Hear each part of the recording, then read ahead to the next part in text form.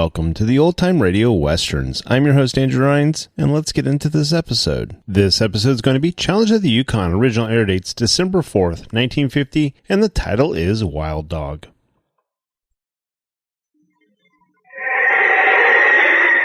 Now, as howling winds echo across the snow-covered reaches of the wild Northwest, the Quaker Oats Company, makers of Quaker Puffed Wheat and Quaker Puffed Rice, the delicious cereal shot from guns, in cooperation with the Mutual Broadcasting System, present by special recording, Sergeant Preston of the Yukon.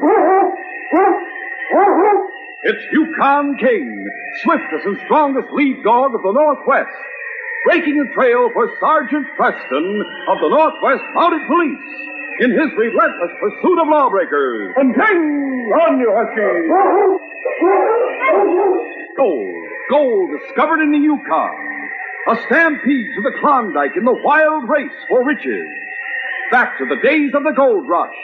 And the adventures of Sergeant Preston and his wonder dog, Yukon King, as they meet the challenge of the Yukon.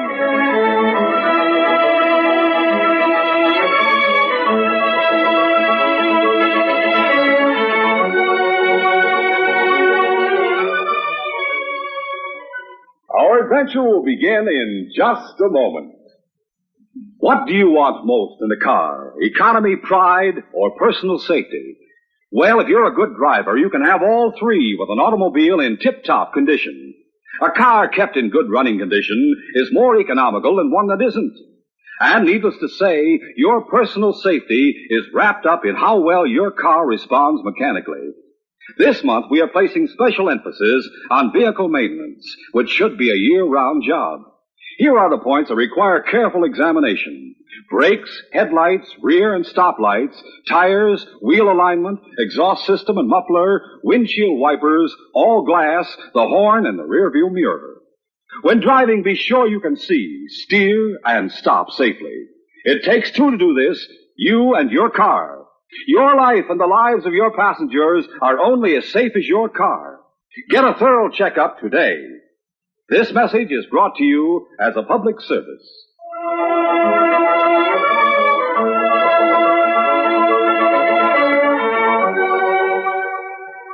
Ricky was a husky who had gone wild. He lived like a wolf, except that he always traveled alone. And he fought for his life and his food like any other animal in those great north woods. There were times, though, after he had eaten and burrowed deep in the snow for warmth, that he dreamed of other days. The best dream was of a man and a boy in a cozy cabin, a kitchen full of wonderful smells, and behind the kitchen, a storehouse where there was a wonderful bed. It was, in fact, only a canvas cot with a quilt on top of it. But Ricky loved it the first time when, as a 3-month-old puppy, he had been able to scramble up and nestle in the quilt's soft folds. The feeling of the quilt came back to him as he huddled in the snow. And then he dreamed of the day when he learned that such a wonderful bed was not for him. The boy was calling from the kitchen. Ricky, where are you? Ricky, you can't fit. Get down before Pa sees you. What's that? What'd I hear? Nothing, Pa. Oh, Ricky. I hear you say that the pup was on Champ's bed. He didn't know, Pa. He must be taught. Pa, please, what difference does it make? After all, it's only an old cot and the quilt's all ragged and torn. I thought you understood how I felt about it. I do. Champ was the best lead dog you ever had. He won the 40-mile race for you 3 years in a row. He was a real champion. But he's gone now. I don't think he'd mind if some other dog used his bed. You remember what I said when Champ died? Yes, sir. But until we had another champion lead, no dog could sleep there. I haven't changed my mind, son. But Ricky may grow up to be a champion. There isn't a chance of that. He's undersized. He may grow a lot. He's a run-tat. He won't even make a sled dog, let alone a lead. I love him, Pa. Of course you do, son. I don't mind you keeping him as a pet. But he must be taught his place. Pa, please don't whip him. Look, while the man and boy had been talking, Ricky had climbed to the bed again. Oh, Ricky, why can't you be good? Get down. Easy as you're playing. There's only one way to teach him. Ricky watched expectantly as the man took a switch down from the wall. The man pointed the finger at the bed, and Ricky happily jumped up on it. No. The switch bit into Ricky's flank. He cowered close to the quill, only to feel himself lifted bodily and thrown to the floor. No. Oh, that's enough, Paul. Yes, son, I think so. I hope so. Ricky. You promised to be good, won't you? You'll never get up on Champ's bed again, will you? Never. That was the only time he had ever felt the sting of a whip during the time he lived with the man and the boy. But he still dreamed of the wonderful bed that was not for him. There were other dreams. But these were nightmares, really. He dreamed of the rough, red-bearded man holding the open bag in front of his nose, the appetizing smell of fresh meat coming from inside. Come on, Pop. Good meat. It's all yours. All you have to do is call in and get it. He dreamed of his cautious exploration at the mouth of the bag. That fatal step. And then the bag closing over him. He was a prisoner. No matter how much he scratched and growled, there was no escape. You shouldn't be so greedy, Pop. That next home was nothing like his first. He lived with half a dozen other dogs in a run, but there was no friendliness between them. If one wanted enough to eat, one had to fight for it, and Ricky learned how. He also learned how to work in harness. That was good, though. There was something in his blood that responded to the hard work of the trail. It was something he had been born to. Mush!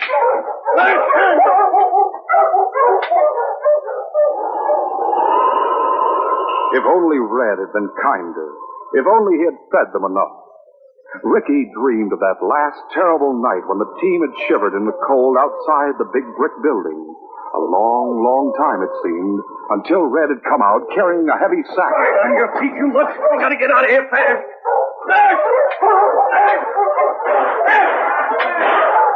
There were shouts and shooting as the team raced out of town. Ricky had been promoted to the lead position by that time, and Red lashed him unmercifully. Run, you ugly mother! Run! Even now, as Ricky dreamed of it, the horror of that night came back to him. The desperate plunging through the deep snow, hour after hour. And when day broke, only a short rest and one frozen fish apiece to stay their hunger. And then on all day long. And Red looking back over his shoulder, and then shouting as if he were insane. Gaining on us. That mountie gets closer every minute. March! But the shouts and the sting of the whip meant nothing to Ricky now. He was beyond hearing and feeling. Only a blind instinct kept him going. Suddenly, there was an unaccountable pull, and Ricky stopped. The wheel dog had gone down. You dirty mongrel. Sam, will you? Red kicked the wheel dog and cut her out of the traces. Ricky and the other dogs crouched in the snow. All right, now you must get up. None of them responded when Red ordered them to their feet. Ricky still had a little strength left, but he knew the rest of the team was finished. They must have rest, and Ricky refused to move, even when Red stood over him and beat him with the handle of his whip. Hey, you dirty mutt, I'll teach you to quit. I'll teach you to get me caught. I'll teach you. Red was blind with anger, deaf as well, for he neither saw nor heard the dog team coming over the hill. And he didn't stop beating Ricky until a stern voice shouted a command. Drop that whip. Roger, first. I'm not arresting you just yet. Take off your parka. What for? We have a personal score to settle. Those dogs have run their hearts out for you, and now you beat them. We'll see how you can take a beating. Yeah? Just you and me? No gunplay? Our fist? Yes. It suits me fine. Ricky watched the fight through a film of red, hardly knowing what was going on, but grateful that the beating had stopped.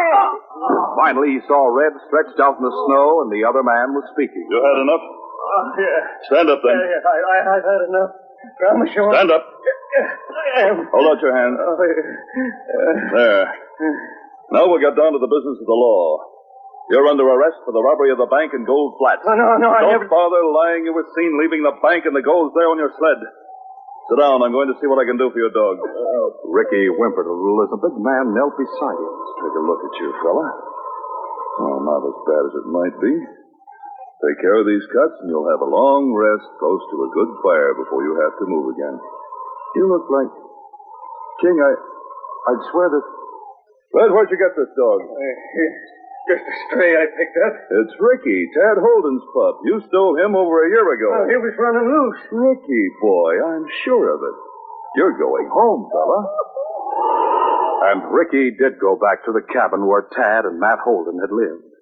But another man was living in the cabin now. I'm renting from Matt, Sergeant. He and Tad went up to Dominion Creek about 2 months ago. Well, this is their dog, Ricky. I'm sure of it. If that's Ricky, he's sure grown a lot. Look at the markings.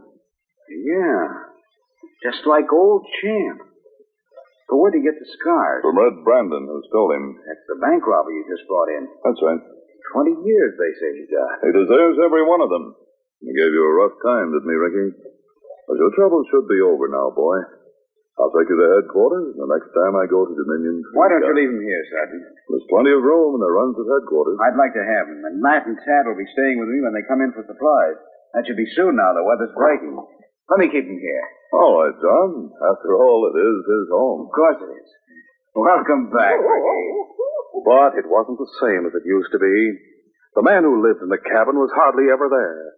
And in a few days, Ricky was lonely. A week passed, and spring was in the air. One evening, Ricky nosed open the door of the cabin and howled at the full moon.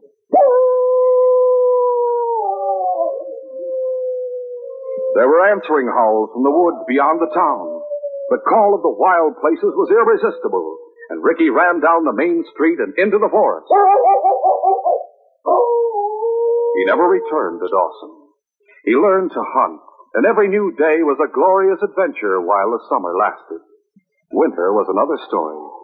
He nearly starved that first winter, but summer came again, and now he was spending his second winter in the wilds.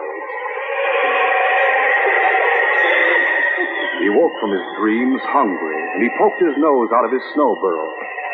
The temperature had dropped to a bitter 50 below, and a blizzard was blotting out the land.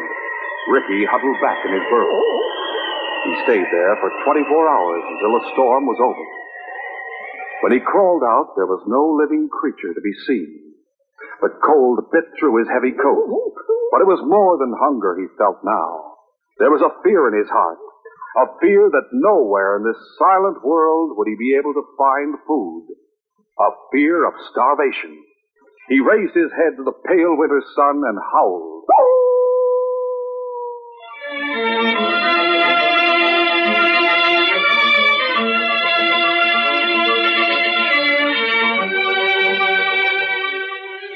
We'll continue our adventure in just a moment.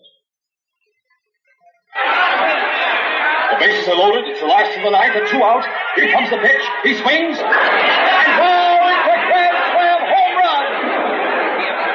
Be right there in the ballpark and see a grand slam home run. Come out to the ballpark this very week as guest of a major or minor league team. Walk right through the gate free if you are 12 years or younger and bring mom or dad or another paying adult. It's so easy to get a free baseball ticket. It's right inside a package of Quaker Puffed wheat, Quaker Puffed rice, and Muffet shredded wheat. You get 2 free tickets in Quaker Pack-O-10. The ticket tells you the names of the teams and the dates. Don't miss out on the fun another day. Bring the whole family. Remember, no mailing, no waiting. You can get as many free baseball tickets as you want. They're inside packages of Quaker Puffed wheat or puffed rice, Muffet shredded wheat, or Quaker Pack-O-10. Get yours right away.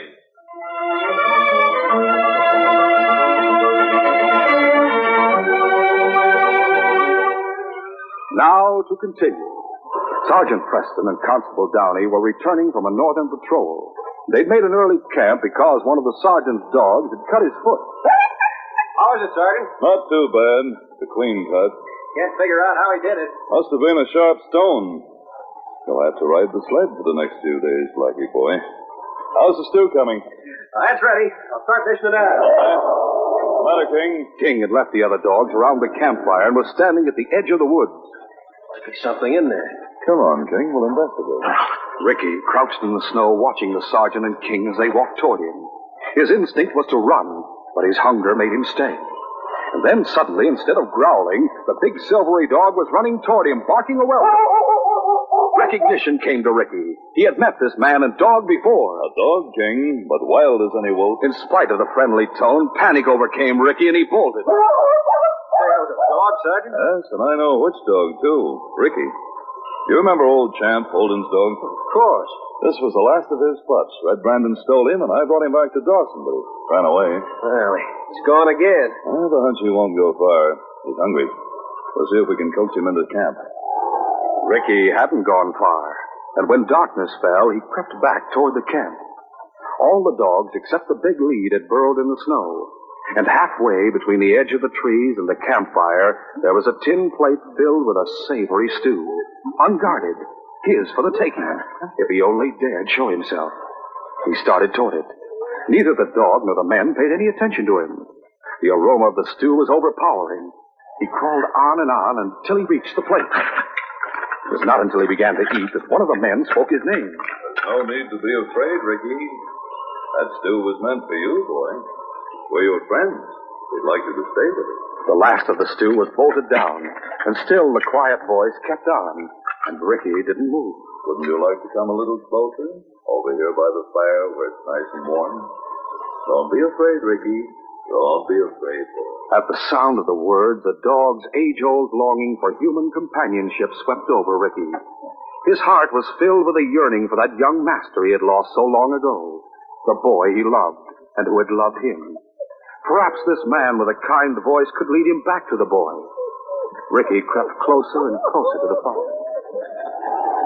It was the day before the midwinter race for 40 miles at Dawson, and the cafes in 40 Mile were crowded. Matt Holden was talking with some of his friends in one of them when Link Carter pushed his way through the crowd to his side. You think you're going to win the race tomorrow, don't you, man? Well, I think I have a good chance. You want to bet? My team against yours? I would if I had any money. Well, you've got a claim. How about your claim against $1,000? Oh, now my claim's worth more than that. Well, it isn't worth anything until you pipe water up there. Oh, that's true enough. Well? All right, I'll take her. Man. It's all right. I know what I'm doing. Here, I have the deed of the claim right here, Link. We'll let the bartender hold the stakes. Come on. That's a bet. After the stakes were posted, Matt tried to explain his actions to his friend. I have a good chance of winning. Klondike's the best lead dog I've had since old Champ. Yes, but taking a chance with your claim. Link was right about that. I need money or it's no good to me. But there's the prize. That's $500. I need that to pay Chad's hospital bill. How is the boy? Well, they say the operation was a success, but he doesn't seem to gain strength.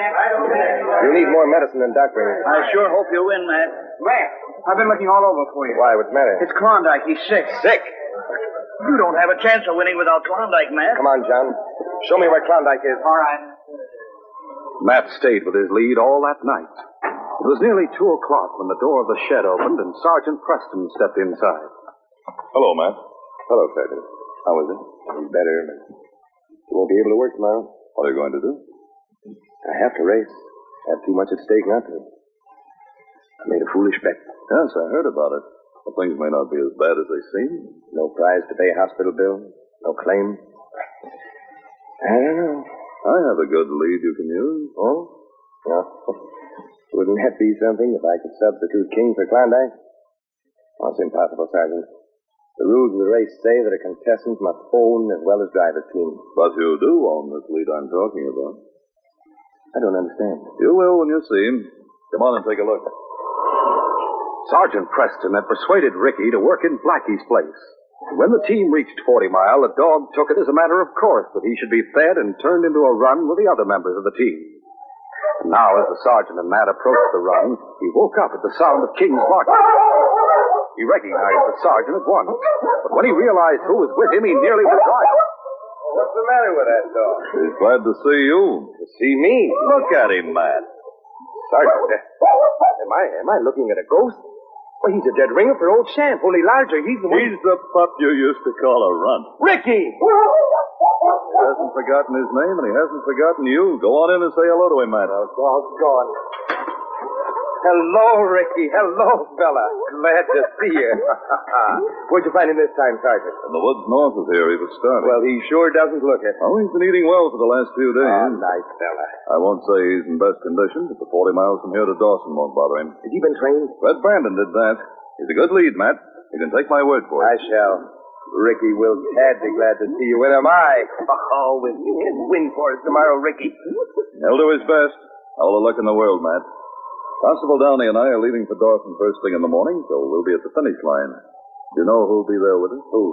If the doctor will allow it. Pat. Well, I guess that'll be all right if he's bundled up enough. There couldn't be any better medicine for him than to see you and Ricky coming home first. Sergeant, if we should lose the disappointment... You won't.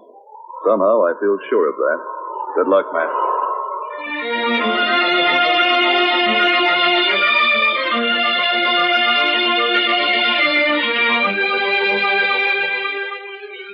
We'll continue our adventure in just a moment. Say, kids, how about you and your whole family going to the baseball game? You'll have the time of your lives. Seeing those smashing home runs, watching exciting double plays and strikeouts, eating peanuts and Cracker Jack. Why not go this very week?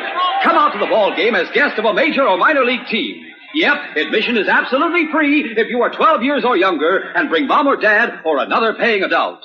And you can get your free ticket immediately. No mailing, no waiting. Free baseball tickets are right inside packages of Quaker Puffed wheat, Quaker Puffed rice, and Muffet shredded wheat. In Quaker Pack 10, you get 2 free tickets. Names of the teams and dates of the games are on every ticket. Remember, the more packages of these delicious Quaker cereals Mom gets, the more free baseball tickets you get. So tell Mom you want to eat lots of Quaker Puffed wheat or puffed rice, Muffet shredded wheat or Quaker Pack 10. And just think of the fun you'll have at the ball game, seeing real star players in person and cheering for home runs.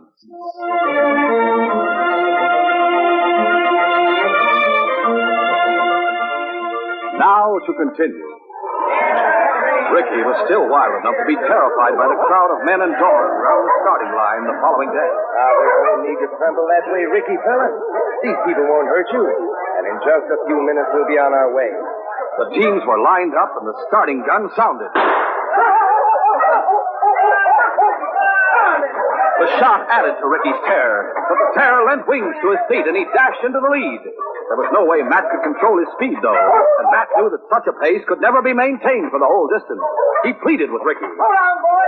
Easy does it. Wrong way to go. Easy. Nothing could stop Ricky, and before long he was half a mile ahead of the next team, and only then was Matt able to slow him down. Matt was afraid now, afraid that the initial dash had taken too much of the team's strength. Still, as the hours passed and mile after mile was covered, Ricky maintained his lead with no sign of faltering. It was not until Dawson was in sight that Matt realized the team behind was gaining fast. It's Link Carter. Look, Ricky.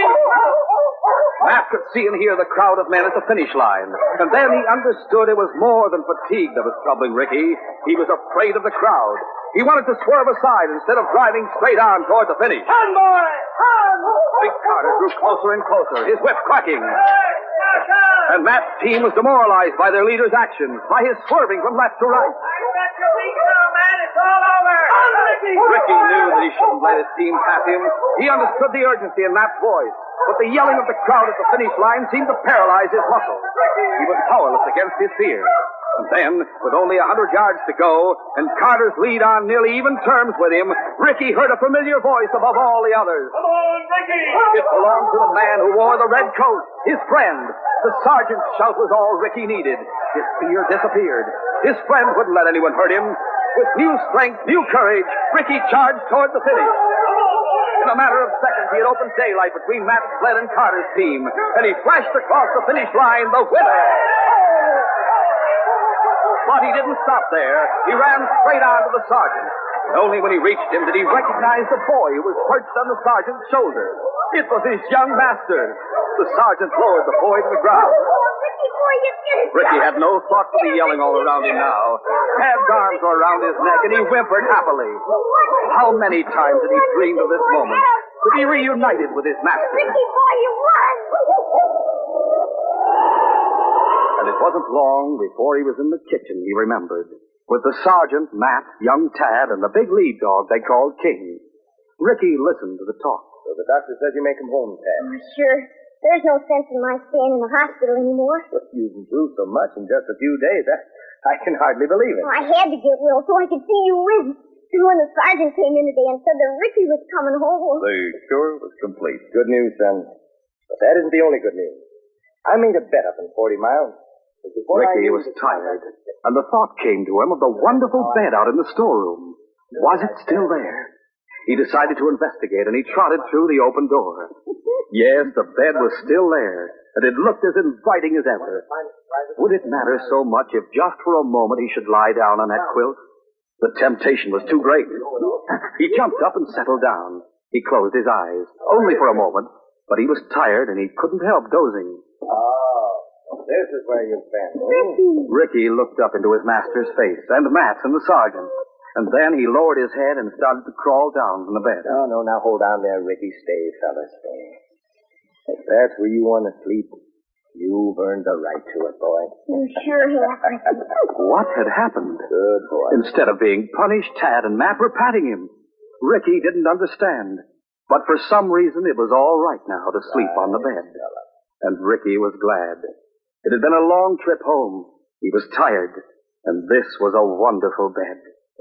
The last thing he remembered as he fell asleep was the sergeant speaking and King barking. Yes, King. This case is closed.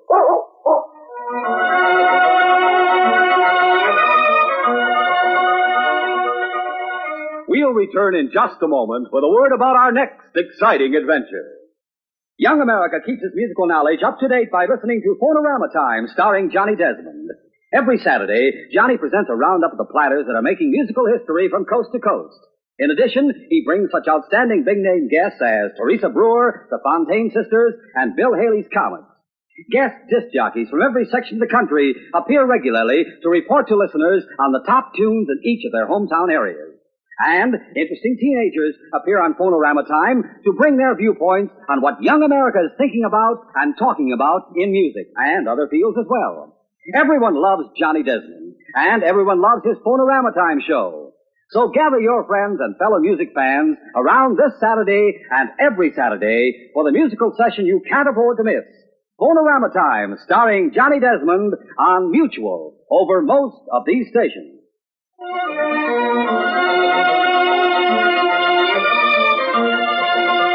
Now, in Inspector Conrad's office at Mounted Police Headquarters. Captain Ames, how soon can your troop be ready to ride? In half an hour, sir.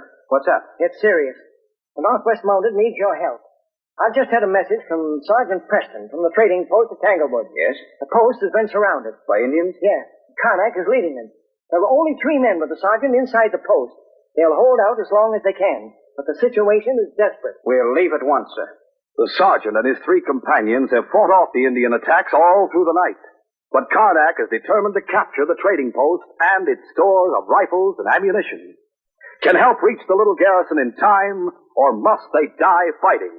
Don't miss this next exciting adventure.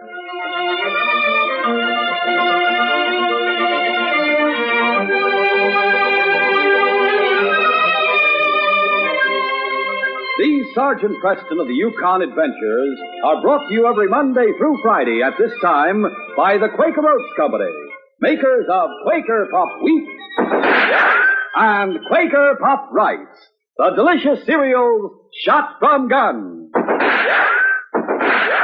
By special recording in cooperation with the Mutual Broadcasting System. They are a copyrighted feature of Sergeant Preston of the Yukon Incorporated. Created by George W. Trendle, produced by Trendle Campbell Muir Incorporated, and directed by Fred Flowerday. The part of Sergeant Preston is played by Paul Sutton.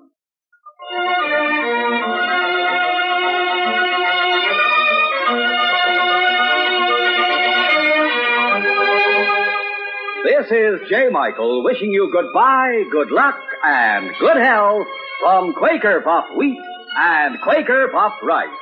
So long. This is Mutual, Radio Network for all America.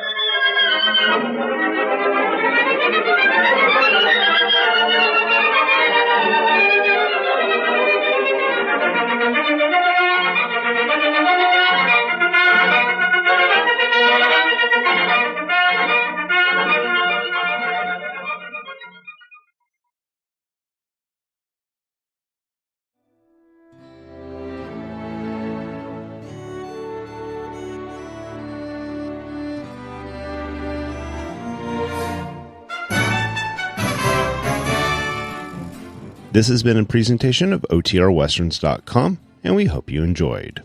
Please take some time to like and rate our shows in your favorite podcast application. Follow us on Facebook by going to OTRWesterns.com/Facebook. Subscribe to our YouTube channel by going to OTRWesterns.com/YouTube. And send us an email, podcast@OTRWesterns.com.